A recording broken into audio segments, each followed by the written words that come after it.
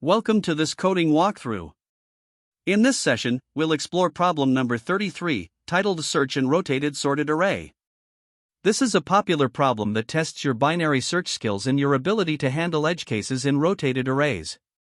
Let's dive in and break it down step by step.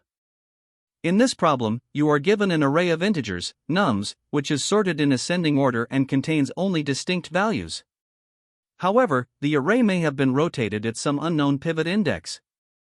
This rotation means that a portion of the array from the beginning has been shifted to the end, while the relative order within the segments remains intact.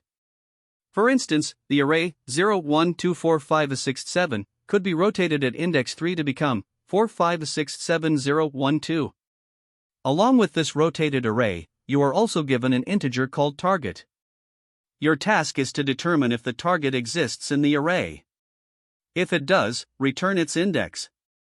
If it does not, return -1.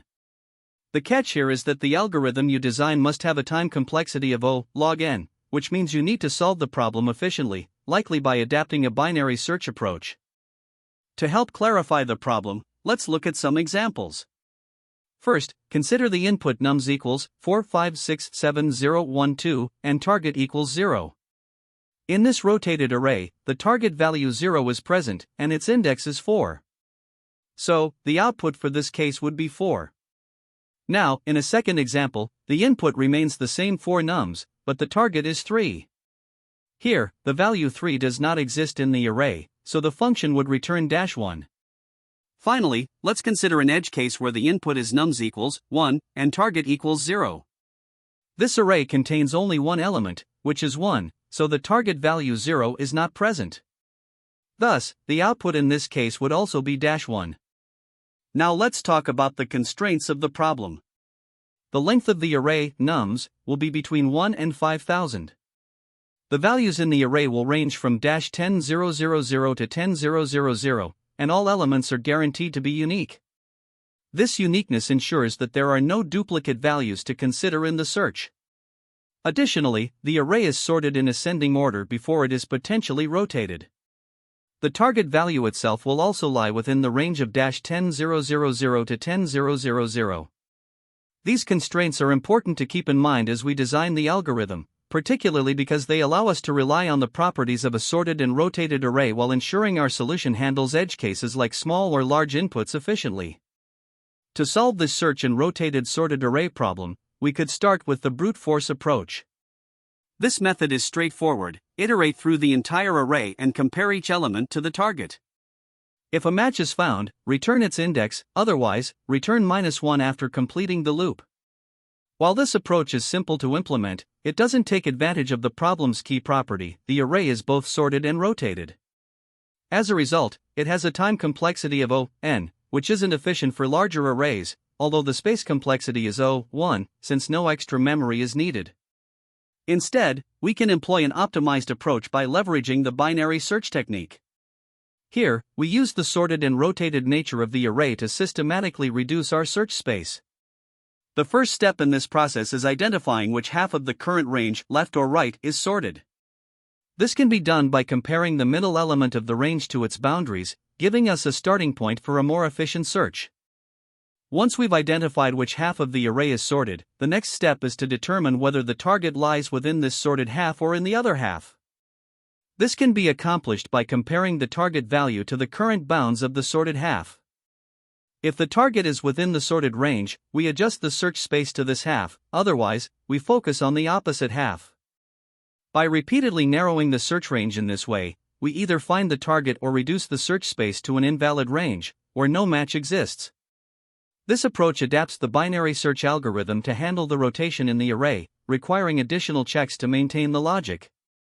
The key observation here is that at any given point in the search, one half of the array is always sorted. This insight allows us to eliminate half of the search space at every step, resulting in an O log n time complexity. The space complexity remains O(1), as we only use variables to track indices without additional storage requirements. Comparing the two approaches, binary search is clearly the better choice over brute force. While the brute force method is easy to implement, its linear time complexity makes it unsuitable for large arrays, especially with input sizes up to 10 to the power of 4, as specified in the problem constraints. Binary search, on the other hand, is much more efficient with its logarithmic time complexity. Though it involves slightly more complex logic to handle the rotation, this complexity is offset by the significant performance gains. Iterative binary search is preferred over the recursive version here to avoid potential stack overflow issues, particularly with large inputs. By carefully analyzing the problem's constraints and structure, it's evident that binary search is the most efficient and scalable solution. It strikes the right balance between time complexity and space efficiency, making it the ideal strategy for tackling this problem. To solve the problem using the brute force approach, the first step is to initialize some variables. Specifically, we'll use an index variable, I, which will help us track the current position in the array as we iterate through it. Once our variables are ready, we begin iterating through the array. For each element, denoted as a_i, we compare it directly with the target value we're searching for. This comparison is key because it determines whether the current element matches the target. If there's a match, we immediately return the index I, signaling that the target has been found and the search can stop. This makes the brute force method straightforward and easy to implement, as it systematically checks every element one by one until the target is located. If the loop completes and no match is found, the algorithm returns -1. This is a clear indication that the target value is not present in the array. Additionally, this approach handles edge cases effectively. For example, if the input array is empty, there are no elements to iterate over, so the function directly returns -1. Another edge case involves arrays with duplicate values. Here, the algorithm ensures that the index of the first occurrence of the target is returned. This behavior is consistent and prevents ambiguity when dealing with repeated elements. These steps make the brute force approach reliable for a variety of input scenarios. The brute force method works by comparing each element in the array with the target, ensuring that no potential match is overlooked. This makes it a reliable choice when no assumptions about the data, such as sorting, can be made. A key optimization here is the early exit mechanism. The moment the target is found, the algorithm stops further comparisons, which is particularly beneficial if the target is located early in the array. However, the worst-case scenario occurs when the target is absent from the array. In this case, the algorithm must iterate through every single element, resulting in a time complexity of O(n), where n is the length of the array. This trade-off between simplicity and efficiency is an important characteristic of the brute force approach. The brute force algorithm is designed to be minimalistic in its use of resources. It utilizes only the input array and a few variables, like the index counter I. This simplicity ensures a space complexity of O(1), as no additional data structures are required. The process revolves around a few key operations. First, there's the comparison, where each element a_i is checked to see if it matches the target. This operation is constant time, O(1), and is repeated up to n times in the worst case. Next is the early return operation. If a match is found, the algorithm terminates immediately, which allows for the best case time complexity of O(1), when the target is the first element. Finally, if no match is found after completing the iteration, the algorithm returns -1, clearly signaling the target's absence. These operations make the brute force approach both straightforward and predictable in its execution. When analyzing edge cases, the algorithm handles several scenarios effectively. If the input array is empty, no iterations occur, and the function immediately returns -1. For arrays with a single element, that element is directly compared to the target, making the process quick and efficient. If the target is not present in the array, the algorithm completes the iteration and returns -1, ensuring a clear and consistent result. In cases where the array contains duplicate values, the index of the first occurrence of the target is returned, maintaining predictability.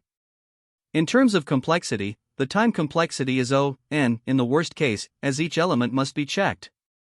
The space complexity remains O(1), since no additional memory is used beyond the input and a few variables. These considerations highlight the robustness of the brute force approach in handling diverse inputs. Let's walk through an example to see the brute force approach in action. Suppose the input array is 4, 2, 3, 7, 1, and the target value is 7. The algorithm starts by comparing the first element, 4, to the target, 7. Since they don't match, it moves to the second element, 2, and again finds no match. It then checks the third element, 3, which also doesn't match the target. Finally, it reaches the fourth element, 7, and this time the comparison succeeds. At this point, the algorithm returns the index 3, as the target has been found. The output of this execution is the index 3, demonstrating how the algorithm efficiently identifies the target as soon as it's located. This Python implementation solves the LeetCode problem number 33, search in rotated sorted array, using a binary search approach. Let's break down the code step by step. 1. Initialization. The search function starts by initializing 2 pointers, left and right, to represent the boundaries of the search space.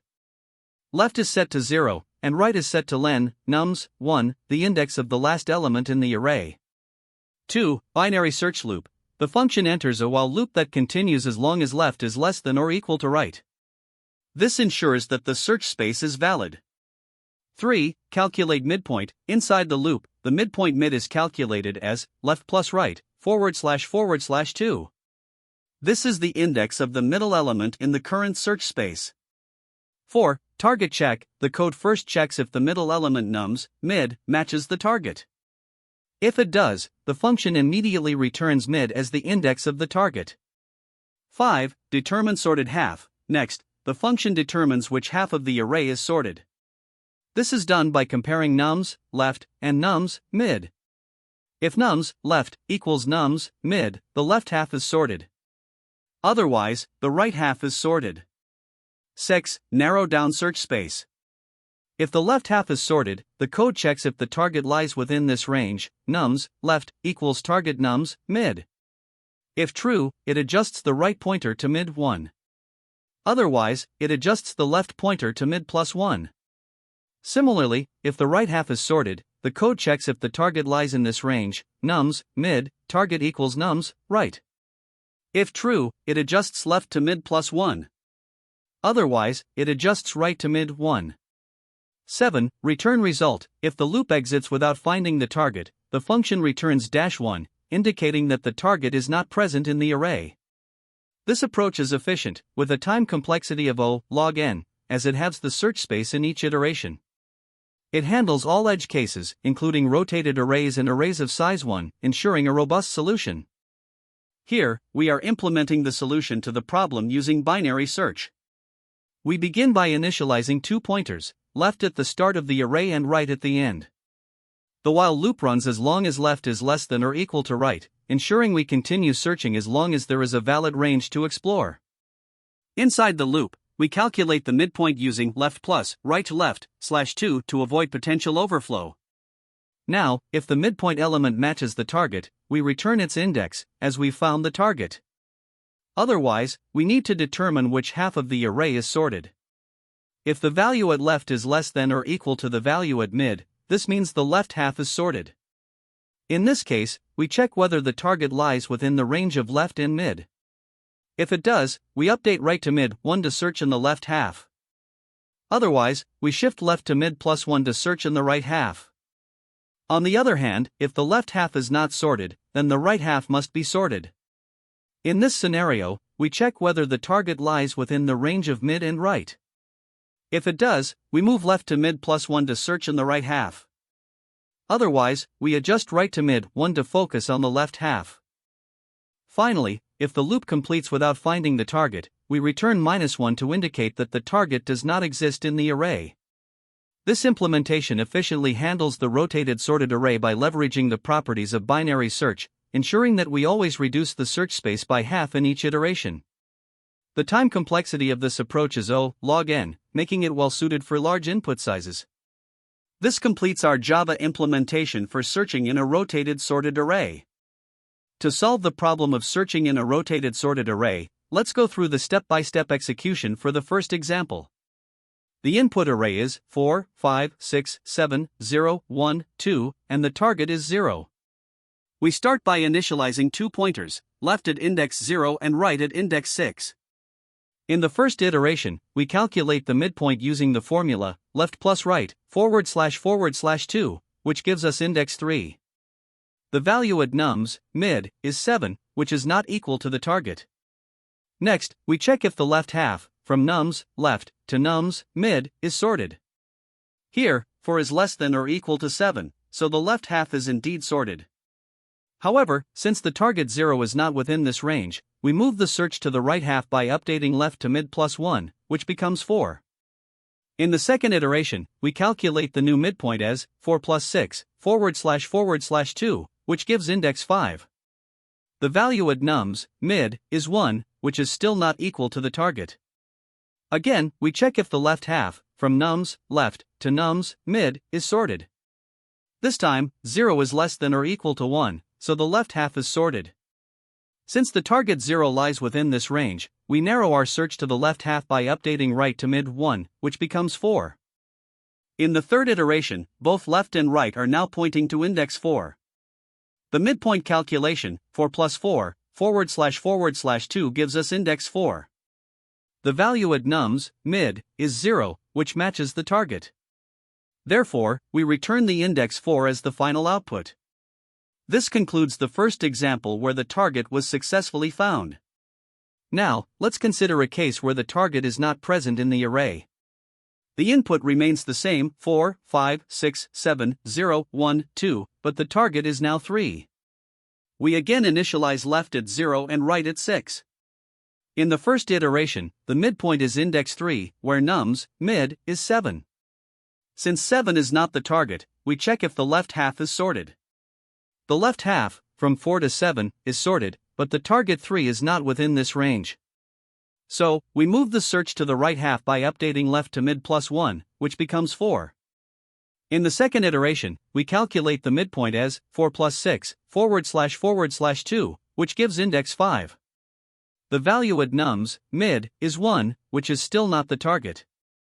Continuing with the second example, we again check if the left half is sorted.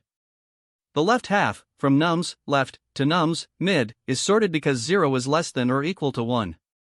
However, the target 3 is not in this range, so we update left to mid plus 1, which becomes 6. In the third iteration, the midpoint is 6 plus 6, / 2, which gives index 6. The value at nums, mid, is 2, which is still not the target. Checking the left half, we see that it is sorted, but the target 3 is again not within this range. At this point, we update left to mid plus 1, which becomes 7.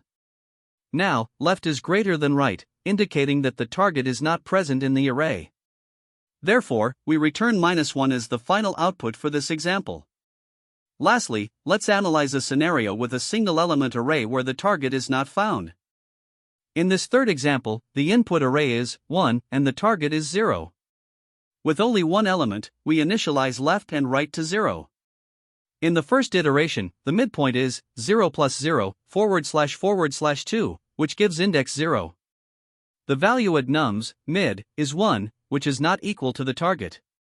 We check if the left half is sorted, and since there's only one element, it is trivially sorted. However, the target 0 is not within this range, so we update left to mid plus 1, making left equal to 1. At this point, left is greater than right, which means the search space is exhausted. The target is not found in the array, so we return -1 as the final output. This concludes the walkthrough of the solution, demonstrating how the algorithm handles both successful searches and cases where the target is absent. The time complexity of this solution is O log n, where n represents the size of the input array. This efficiency comes from the use of a modified binary search approach, which systematically reduces the search space by half during each iteration. Let's break this down further. The algorithm begins by considering the entire array and determines the middle index using the formula, left plus right, / 2, which is a constant time operation. Then, it compares the middle element of the array with the target value, another operation that takes constant time. Based on whether the target lies in the sorted half of the array, the left or right pointer is adjusted, again in constant time. This halving process continues, and since the search space becomes smaller by a factor of 2 in each step, the total number of iterations required is proportional to log n. As each iteration consists of only O(1) operations, multiplying these together gives a total time complexity of O log n. In the best-case scenario, the target value is located at the very first middle index calculated, requiring only one iteration. This results in a time complexity of 1. On the other hand, in the worst-case scenario, the target value is either not present in the array or lies at the farthest end of the search space. Here, the algorithm performs the maximum number of iterations, which is proportional to log n, resulting in a time complexity of O log n. Now, let's move to the space complexity. The solution operates entirely in place, meaning it doesn't allocate additional memory for data structures like arrays or recursion stacks. The only variables used are left, right, and mid, which are scalar variables, and these consume constant space. Because of this, the space complexity is 1, independent of the size of the input array. This in-place approach makes the algorithm not only efficient in time but also very memory-friendly. When we compare this optimized binary search approach to a brute force method, the differences become clear. In the brute force approach, you would iterate through the array element by element, comparing each value with the target. This results in a time complexity of n, as every element must be checked in the worst case. However, the space complexity of the brute force method is still 1, since it also operates in place without any auxiliary memory. Now, the binary search-based optimized approach is vastly more efficient in terms of time. Instead of checking all elements, it narrows down the search space exponentially, giving it a time complexity of log n. For large input sizes, this difference in efficiency becomes significant.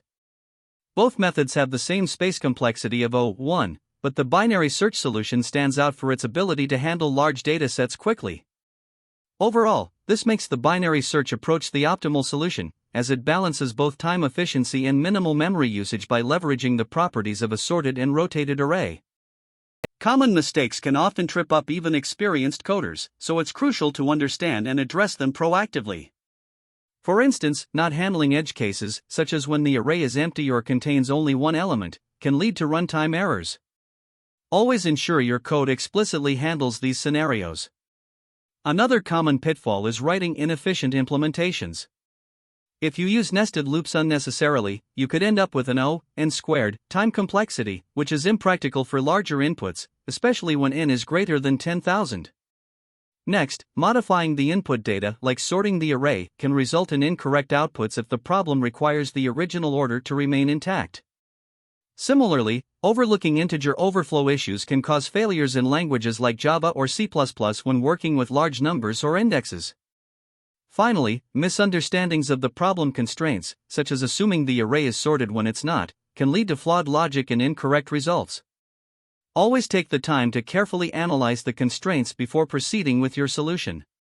In interviews, understanding problem-solving principles is just as important as writing code. Recognizing common patterns, such as sliding windows, hash maps for quick lookups, or divide-and-conquer strategies, can help you solve problems efficiently. It's also essential to evaluate trade-offs between time and space complexity. For example, while an n solution using a hash map is faster, it requires additional memory, whereas an n log n solution might not. After arriving at a solution, always check if you can make it more optimal, like replacing a brute force approach with one that leverages pre-computed data structures. And throughout the interview, make sure to communicate your thought process clearly. Even if your initial solution isn't optimal, interviewers value logical progression and clarity. To build your skills, you can practice related problems like LeetCode 1, which focuses on efficient lookups, or LeetCode 704, which emphasizes binary search. Problems like LeetCode 217, which tests the use of sets for duplicate detection, or LeetCode 53, which involves dynamic programming, also provide excellent practice in optimizing solutions. There are several approaches to solving problems like this, each with its own trade-offs. The brute force method, for example, is simple to implement but highly inefficient, with a time complexity of n². On the other hand, using a hash map or a set for lookups can reduce the time complexity to n, but it comes at the cost of additional space usage. Another option is a sorting-based approach, which has a time complexity of n log n, and may use either 1 or n space depending on the sorting algorithm. However, this approach alters the input data, which may not always be acceptable depending on the problem requirements. Finally, Binary search is an excellent choice for problems involving sorted data, as it provides a time complexity of O log n. However, it does require the array to be sorted first, which may involve pre-processing if the input is initially unsorted. Each approach has its strengths and weaknesses, so it's important to choose the one that best suits the problem constraints and requirements. Great job following along.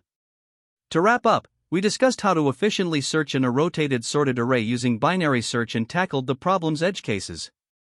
Keep practicing, and don't forget to like and subscribe for more coding tutorials. See you in the next session. That's the end of this tutorial. I hope you found this explanation helpful for understanding the solution to this LeetCode problem. If you enjoyed this content, please consider subscribing to the channel for more coding tutorials and solutions. Feel free to leave a like if this video helped you, and don't hesitate to comment with any questions you might have. Thanks for watching, and happy coding!